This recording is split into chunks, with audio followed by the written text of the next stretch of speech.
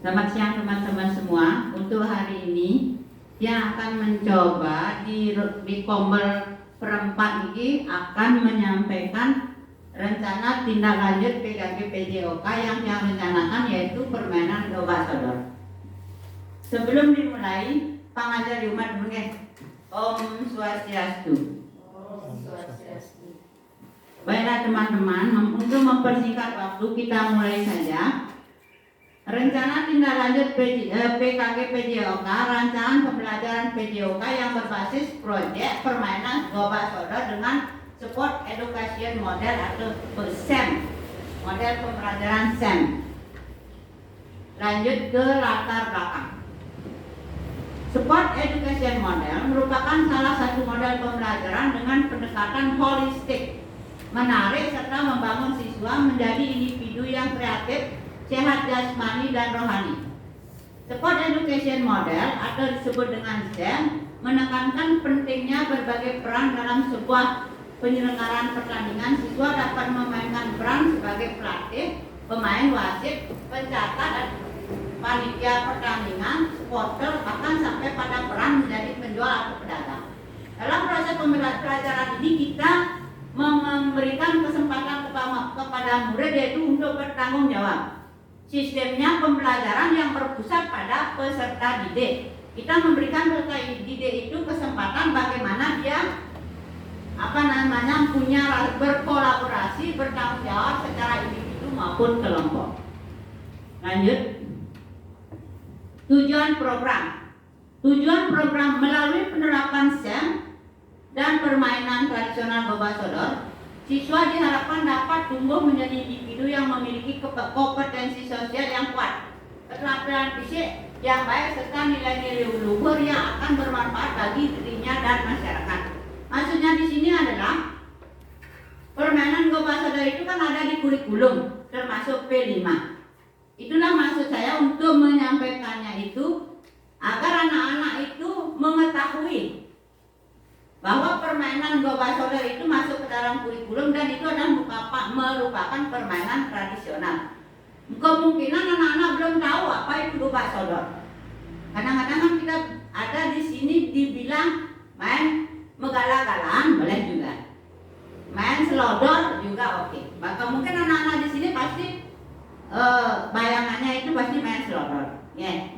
Lanjut ke setelah tujuan, langsung ke capaian dan langkah-langkah. Capaian dan tujuan. Pemahaman tentang aturan, pengembangan tentang keterampilan individu, pemahaman teknik-teknik dan strategi, sportivitas dan kerjasama, kepemimpinan, tanggung jawab. Maksudnya di sini anak-anak supaya bisa bermain dengan sportif, bagaimana dia bisa bekerja sama, bagaimana dia bisa menjadi pemimpin yang bertanggung jawab. Langkah-langkah yang diambil itu pembahasan dalam technical meeting. Sebelum pertandingan itu ada technical meeting. Itu dia anak-anak nanti yang membentuk itu technical meeting. Nomor 2, menganalisis pertandingan dan turnamen. Biasanya apa-apa yang diperlukan itu, apa-apa yang akan dibutuhkan dalam permainan itu menganalisis dulu.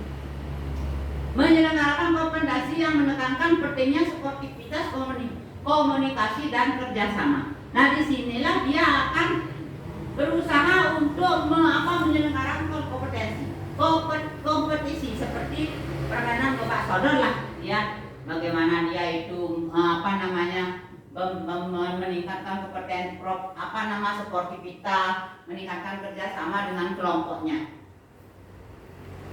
Yang terakhir, pemilihan peran dalam tahap afiliasi. Sebenarnya pemilihan peran ini anak-anak yang membagi. Pemilihan peran ini ya sebagai apa? Apa dia bisa sebagai pemain? Apa dia bisa sebagai penonton, supporter, atau dia sebagai juri atau wasit. Lanjut. Peran, waktu dan pelaksanaan. Peran. Di sini sudah yang bilang bahwa metode ini menggunakan metode yang berpusat pada peserta didik, di mana peran peserta didik siswa yang bisa dia menjadi panitia, bisa dia menjadi peserta, bisa dia menjadi pelatih, wasit, manajer, reporter, supporter dan sebagainya, dia bisa. Apapun yang dia lakukan dia bisa. Waktu penyelenggaraannya pertengahan Desember, biasanya setelah ulangannya, karena dia termasuk kurikulum, ulangan utama dulu baru nanti P5-nya. Lanjut, aset atau kekuatan sekolah yang digunakan. Tentunya di sini ada beberapa aset atau kekuatan sekolah yang digunakan. Sumber daya manusia. Sumber daya manusia ini guru PJOK, guru kelas dan guru mapel. Yang termasuk guru mapel ini maksudnya guru agama, ya. Dan itu langsung tenaga pendidik dan kependidikan itu masuk dia ke sumber daya manusia. Sarana dan prasarana, lapangan olahraga. Ada halaman sekolah seperti kita di sini memakai halaman sekolah. Peralatan olahraga, kita hanya punya peralatan olahraga yang seperti ibu-ibu lihat itu di gudang. Ibu-ibu sudah tahu peralatan olahraga yang kita punya di gudang. Ruang kelas, maksudnya selain kita menggunakan lapangan olahraga, ruang kelas bisa digunakan untuk kita biasanya menyetel video pembelajaran bagaimana itu permainan gobak sodor, bagaimana pengelolaannya dan seterusnya. Dan itu perpustakaan. Di perpustakaan bisa itu anak-anak meminjam buku yang berhubungan dengan permainan yang dia akan selenggarakan. Lanjut, lingkungan sekolah, budaya sekolah dan lingkungan alam. Di sini lingkungan alamnya itu lingkungan yang hijau dan asri, ya. Kemungkinan halaman sekolah bukan lapangan. Selanjutnya kurikulum. Ya, di sana termasuk muatan lokal. Proyek pembelajarannya itu kegiatan P5 seperti yang kita sampaikan tadi. Lanjut, komunitas sekolah. Siswa sebagai subjek, peran orang tua sangat penting dalam mendukung kegiatan P5. Komite sekolah yang setiap sekolah dapat memberikan dukungan fasilitas yang diperlukan. Nah, di sini ada rencana evaluasi. Ada 7 tahapan elementasi SEM dalam pembelajaran. Masing-masing tahap harus dievaluasi. Evaluasi keseluruhan akan dilakukan pada akhir tahap, yaitu evaluasi dan refleksi penerapan SEM dalam PJOK. Di sini ada 7, ya. Tujuan pembelajaran meninjau ketercapaian tujuan pembelajaran dalam SEM. Yang kedua, umpan balik dari peserta didik tentang pengalaman dalam pembelajaran SEM. Pengumpulan pendapat melalui refleksi. Refleksi guru terhadap perencanaan, pelaksanaan, dan pengelolaan SEM. Evaluasi kinerja tim, manajemen, kolaborasi, dan kinerja tim dalam SEM. Evaluasi penerapan konsep fair play. Evaluasi manajemen kelas dalam pengelolaan waktu, efektivitas, kreativitas peserta didik yang sesuai perannya. Nah, di sini pasti setiap ada kegiatan pasti ada kemungkinan tantangan dan kemungkinan tantangannya. Kemungkinan tantangannya itu ada pengelolaan waktu. Biasanya kan di sini ada jadwal yang dapat dan keterbatasan waktu dapat mempengaruhi penyelenggaraan. Karena biasanya kan kita melibatkan banyak anak, pasti kita akan kekurangan waktu. Faktor alam atau cuaca, lapangan di luar, siapa tahu pas kita akan melaksanakan kegiatan hujan atau bagaimana sehingga kita tidak mungkin akan melaksanakannya.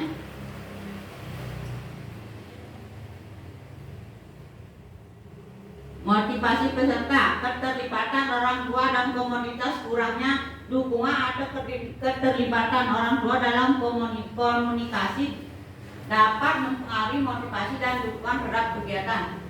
Bisa juga itu ya karena kurangnya dukungan atau motivasi dari orang tua bisa juga menghambat kegiatan ini. Untuk menghindari kemungkinan tantangan ini bisa dilakukan dengan jadwal yang lebih efisien dan efektif. Kita harus menyusun jadwal yang lebih efisien dan efektif, menggunakan pendekatan positif dan memberikan motivasi tambahan melalui pengakuan dan pujian. Seperti biasanya kan anak-anak seperti itu ya, menang dia dipuji, selamat, bagus, anak-anak bagus, pasti seperti itu. Kita memberikan dia pujian. Komunikasi terbuka dan segera mengatasi konflik. Memberikan umpan balik secara individual untuk setiap peserta didik. Baik itu umpan balik yang berbentuk dukungan, perbaikan atau pujian. Itu di sana ada umpan baliknya. Mengadakan pertemuan dengan orang tua untuk menjelaskan tujuan pembelajaran berbasis proyek.